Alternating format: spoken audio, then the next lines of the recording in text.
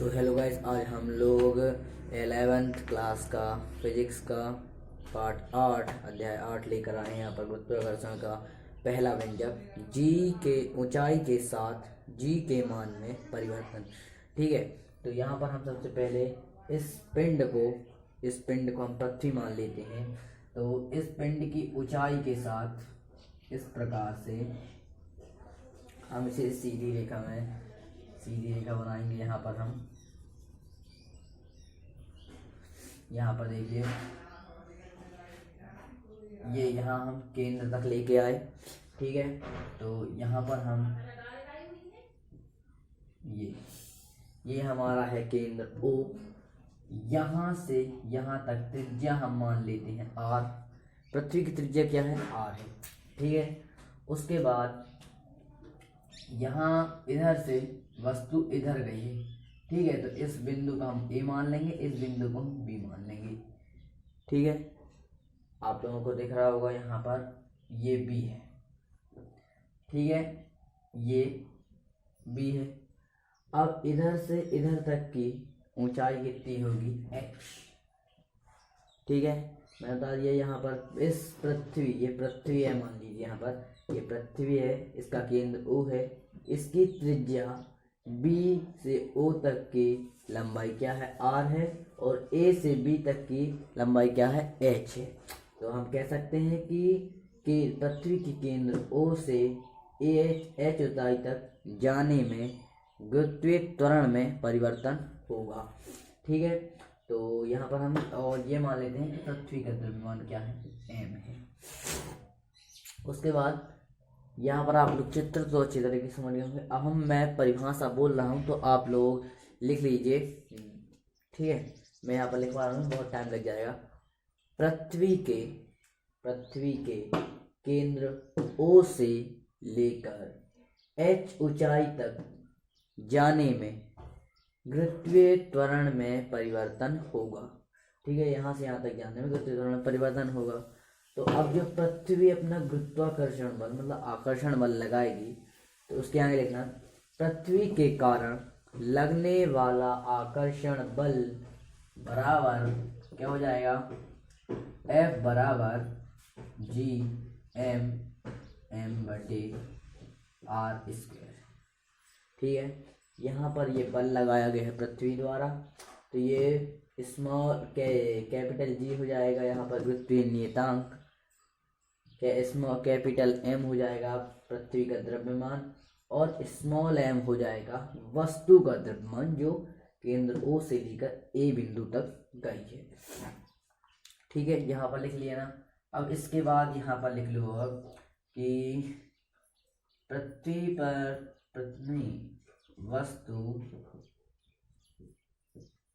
वस्तु पर लगा बल वस्तु का भार होगा। ठीक है, भार होगा। तो हम जानते हैं न्यूटन के द्वितीय नियम से F बराबर ma।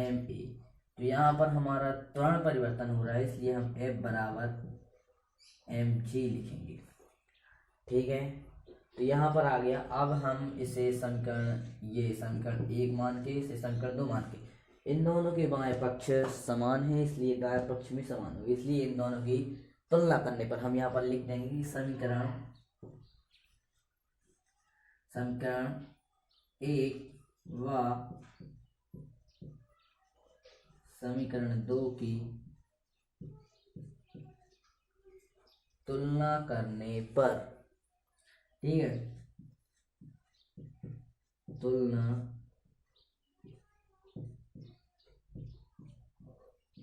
करने पर, तो यहाँ पर हम लिख देंगे एक साइड mg और एक साइड g, कैपिटल M आएगा यहाँ पर, कैपिटल स्मॉल m में ध्यान रखिएगा, Gmm/r²। ठीक है, तो यहाँ पर इतना हो गया। उसके पश्चात हम क्या करेंगे? ये m से ये m काट देंगे। उसके बाद क्या करना है कि ये इसके बराबर क्या जाएगा, स्मॉल जी बराबर जी एम बटे आर स्क्वायर, ये आ गया जी का मान। और यहाँ पर आप लोग ये भी लिख लीजिएगा कि बिंदु बी पर, यहाँ बिंदु बी पर जी का मान प्रतितल पर जी का मान ये आएगा किस बिंदु पर, बिंदु बी पर। उसके पश्चात हम अब उसके बाद हम इसे समीकरण 3 मान लेंगे। यहाँ 2 1 मान चुके थे तो समीकरण 3 इसको मान लेंगे। उसके बाद हमें क्या करना है, यहाँ पर चित्र में देखिए आपको ए ओ बराबर यहाँ पर रुकिए थोड़ा सा। अब देखिए ए से ओ के बीच की दूरी क्या है, आर प्लस एच है ना। उसे हम कैसे लिख सकते हैं, सबसे पहले यहाँ पर हमने लिख दिया था कि बिंदु ओ से, उसके पश्चात यहाँ पर हम लिख देंगे कि बिंदु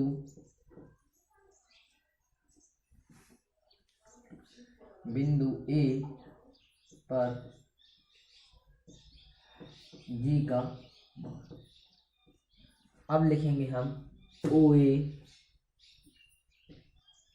बराबर क्या होता है, A B plus B O, ठीक है, A B plus B O. अब यहाँ पर देखिए ए बी, यहाँ इधर से इधर तक की दूरी क्या है, एच, एच लिख देंगे, प्लस बी ओ, इधर से इधर तक की दूरी क्या है, पृथ्वी की त्रिज्या क्या है, आर, ठीक है। और यहाँ ए बी की दूरी क्या है, एच, ये लिखा है, ठीक है। तो यहाँ आ जाएगा क्या, आर। अच्छा तो समझ में आ रहा है ना आप लोगों को। तो यहाँ पर ओ लिख देंगे हम, इसका मतलब ये है कि आर प्लस एच या एच प्लस आर एक ये होगी क्या हमारी नई त्रिज्या।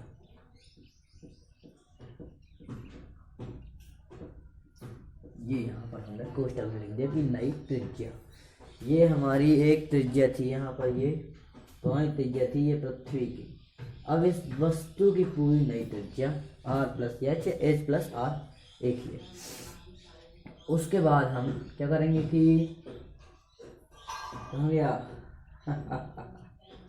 इसमें जी का जो मान निकला है, जी का ये मान निकला है ना, उसी में हम इस नई त्रिज्या को रख देंगे, ठीक है। तो यहाँ पर हमें लिखना पड़ेगा कि समीकरण 3 में नई त्रिज्या का मान रखने पर, समीकरण 3 में नई त्रिज्या का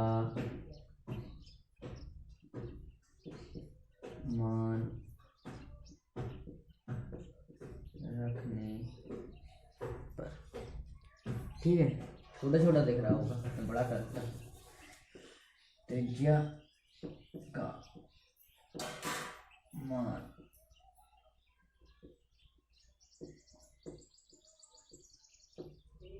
रखने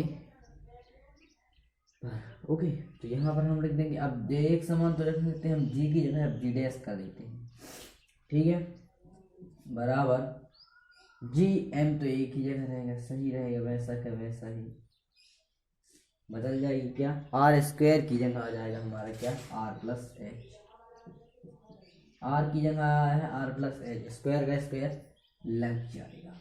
तो ये हमारा निकल गया चौथा समीकरण।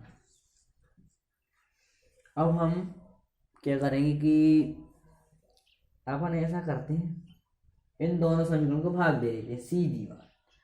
तो यहाँ पर हम जी डैश बटे जी करने,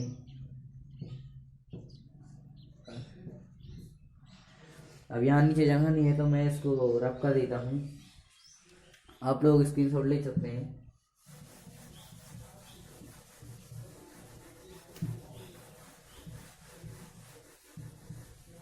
जी डैश बचे जी लिखने पर, ठीक है। तो यहाँ पर मैं आप लोगों को बता दूं कि जी डैश बराबर क्या है, यहाँ पर पहले हम जी डैश लिख दिए थे बटे जी।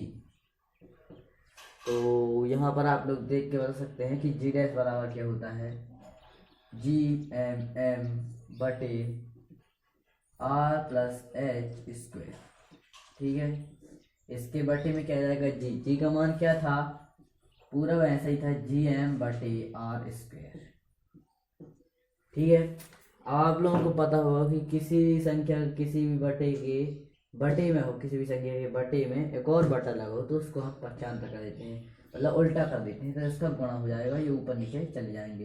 तो हम जी डैश बटे जी लिखेंगे, तो ये जी एम बटे आर प्लस एच स्क्वायर, तो एक ही जगह वैसा ही रहेगा, ये पूरा पलट जाएगा। तो हमने भाग का गुणा किया है तो ये आर ऊपर आ जाएगा, आर स्क्वायर। ठीक है, और जी एम का जी एम। ओके ओके, अब हम क्या करेंगे कि जी एम से जी एम कैंसल। ओके, फिर यहाँ पर आ जाएगा हमारा जी बटे जी डैश बटे जी एम जी।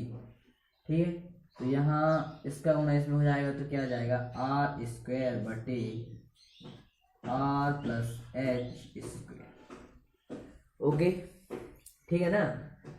अब यहाँ पर अब हम फिर से करेंगे जी डैश बटे जी, इसको हम एक कैसे करेंगे, ऊपर को ऊपर लिखाई देते हैं। ठीक है, आर स्क्वायर का आर स्क्वायर। अब इस पद से हम आर निकाल लेते हैं, तो ये हमने आर निकाल दिया। अब हम आर निकालेंगे, पूरे के पद में स्क्वायर है तो ये स्क्वायर भी बाहर आ जाएगा। ठीक है, अब यहाँ से आर निकाल दिया तो यहाँ तो कुछ नहीं बचा, मतलब एक बचा है, ये प्लस हो गया। ठीक है, अब यहाँ आर तो है नहीं है, सिर्फ एच है, तो हमने गुणा में आर निकाला है तो इसमें भाग में एच आर आ जाएगा, तो एच बटे स्क्वायर का स्क्वायर लगा ही रहेगा। अब इस आर स्क्वायर से इस आर स्क्वायर को कैंसिल कर दिया। ठीक है, अब क्या करेंगे कि जी डैश बराबर जी को इस पक्षांतर कर दो, तो ये आ गए जी। अब इस जो पद है ना, इसको ऊपर कर दो, इसका मतलब कि ये घात माइनस में हो जाएगी ऊपर करने पर। ठीक है, ये पद वैसा का वैसा ही रहेगा, तो 1 प्लस आर एच बटे आर माइनस 2। इसके बाद सिर्फ एक स्टेप यहाँ पर मैं ले लेता हूँ, इसको रख कर लेता हूँ मैं। आप लोग लिखते तो गए है ना, और देख लीजिए ध्यान से क्या होगा। सबसे ज़्यादा गलती होती है कि यहाँ से इन 4-5 स्टेपों में। तो हम क्या करेंगे, यहाँ पर जी डैश बराबर क्या है, जी। तो यहाँ पर हम इस 2 का, इस -2 की घात का इसमें गुणा कर देंगे, तो ये अंश में है, इसके अंश इसके बटे में कुछ नहीं, मतलब 1 है, तो इसका गुणा अंश में ही होगा। ठीक है, तो हम यहाँ पर 2 का गुणा एच में करेंगे, 1 में नहीं होगा गुणा, 1 प्लस, यदि 1 में करते भी हैं तो 2 का वर्ग कितना होगा, 1 का वर्ग कितना होगा, 1 ही होगा, इसलिए 1 ही रहेगा। तो यहाँ पर हम प्लस नहीं करेंगे, यहाँ पर हम माइनस का गुणा करेंगे, तो ये माइनस हो जाएगा, और ये 2h एच में गुणा करेंगे तो 2h आर का आर। तो यहाँ पर आप लोगों को आंसर मिल चुका है। ठीक है, यही है ऊंचाई के साथ जी के मान में परिवर्तन। तो आई होप आप लोगों को अच्छी तरीके से समझ में आ चुका होगा। तो यहाँ पर अब मैं अगले वीडियो में गहराई के साथ जी के मान में परिवर्तन लाऊंगा, और उसके बाद में जी व स्मॉल जी व कैपिटल जी में अंतर। मैं आप लोगों को ये भी बता दूं कि स्मॉल जी मतलब होता है गुरुत्वीय त्वरण, और कैपिटल जी मतलब होता है गुरुत्वीय नियतांक। ठीक है, ये दोनों अलग अलग चीज़ें हैं। सो बाय बाय गाइज। यदि आप लोगों को वीडियो अच्छा लगा हो तो प्लीज़ अपने दोस्तों में ज़रूर शेयर कीजिएगा। Bye bye.